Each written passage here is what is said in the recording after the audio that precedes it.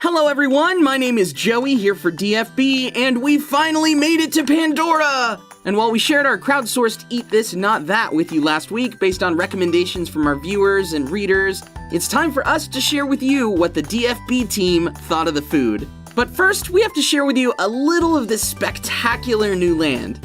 Whether you're into Avatar or not, this place is definitely worth seeing. It's lush and otherworldly, but don't worry, Disney has you covered when it comes to the background. Make sure to pick up one of these cultural guides to take a crash course in Na'vi living. Hey, look at that, they put a banshee on the front. Now, from the legendary floating mountains of Pandora, to the vegetation, to the rides themselves, Pandora is themed to the hilt. It's obvious that the Imagineers put a lot of work into the vegetation here. As you walk around, you'll start to spot examples of Na'vi totems or cultural artwork. There's a drum circle that was built by the Na'vi. And of course, the vegetation is gorgeous. And yes, it does light up at night. But if you're not able to check this place out at night, don't worry, you can still go on the Na'vi River Journey, which is a ride that shows off the forest in all of its bioluminescent beauty. The Flight of Passage ride might have broken down before we had a chance to go on it, but we're really glad we had a chance to check out the River Journey because this one got thumbs up from everyone in our party. But of course, our number one destination during our annual pass holder preview visit was the food. We headed over to Satu'li Canteen and explored the options. I gotta say, this is really interesting. It's kind of a mess hall from around the time that you would have seen in the movie that was repurposed by the Na'vi during times of peace. The atmosphere here is really cool. The Omaticaya influence really shines through, but you know, there's no place like Home Tree. Too soon? Yeah, it was probably too soon. I'll see myself out. We've reported on lunch and dinner food here, but they also serve breakfast and have plenty of allergy-friendly options. If you want to see the pictures of these menus close up, be sure to check out the post over on the blog. Now, we wanted to see if we agreed with our readers and viewers on their reviews of the eats, so we started ordering, and ordering, and ordering.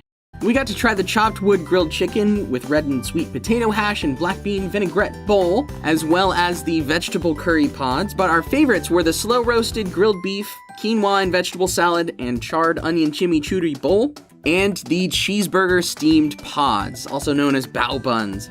These things, totally worth the hype. And I think it's worth noting that both of the buns come with root vegetable chips and crunchy vegetable slaw. Overall on the bowls, we agree 100% with our readers and viewers that the potato hash is the way to go on the base. But we enjoyed all of the sauces we tried, so those are really based on preference. We also got to try the drinks. There was the Pandoran Sunrise, the Dreamwalker Sangria, the Hawk's Grog Ale, and the Moara High Country Ale. Now, the Pandoran Sunrise met with some controversy from some of the early reviews that we got from cast member previews, and in fact, they were so unfavorable that we've since been informed by a cast member that this non-alcoholic blend of tropical juices, combined with Powerade Melon, was reformulated just prior to our preview. Same ingredients, different amounts. Either way, we didn't think it was horrible, but it's not really something we'd run back to get unless we were really in need of some of those electrolytes from the Powerade. Next up is the Dreamwalker Sangria, which is a white sangria with a little blue curacao in there to give it that blue hue. In our opinion, the blue curacao just doesn't quite work. We get that it's supposed to look otherworldly, but the sweetness really kind of overpowers the white wine, and you're likely better off getting the Banshee Chardonnay or the Pinot Noir.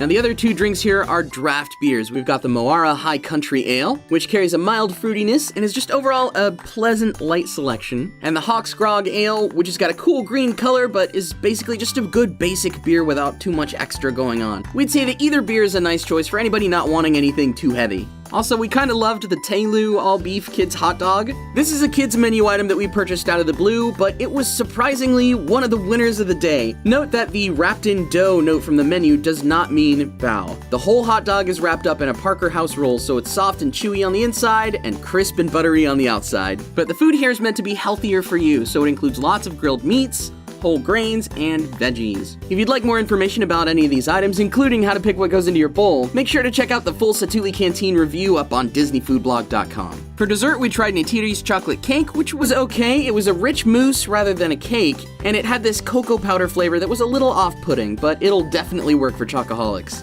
But the real winner here is the blueberry cream cheese mousse, which is topped with passion fruit and is Let's face it, it is all kinds of colorful and pretty. The lightness of the dessert and the fruit flavors are great here, and it'll be perfect during the upcoming hot Orlando summer. The best part here is the passion fruit curd on top. We heard from a reader previously that they thought the blueberry and passion fruit should have been reversed, and we feel the same. It would have been great to have more of that passion fruit. But here's a tip for this one: the blue color might stay with you for a little while after you eat this, so don't dig in if you've got any photo shoots coming up. Oh, and for the veggie curry pods, we're finding that these are kind of a love it or hate it item.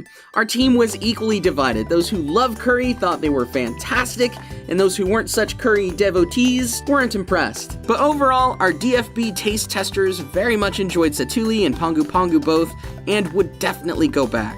So that's just about it for this one. If you're headed to Pandora, be sure to stop by Satu'li for eats and drinks. I wouldn't really say it's our favorite counter service spot in Animal Kingdom, but the high-end serving system and the above-par food definitely make it a destination worth planning for. Be sure to follow on Facebook and Instagram to see live streams from Pandora in its opening days. Now, as always, if you enjoyed the video, feel free to leave a like, and definitely consider subscribing for more content like this. Once again, for DFB, my name's Joey, and you know what? We're gonna change it up a little bit this time. We're gonna leave you with a bit of the Na'vi River journey. So we hope you enjoy, and we'll see you in the next video.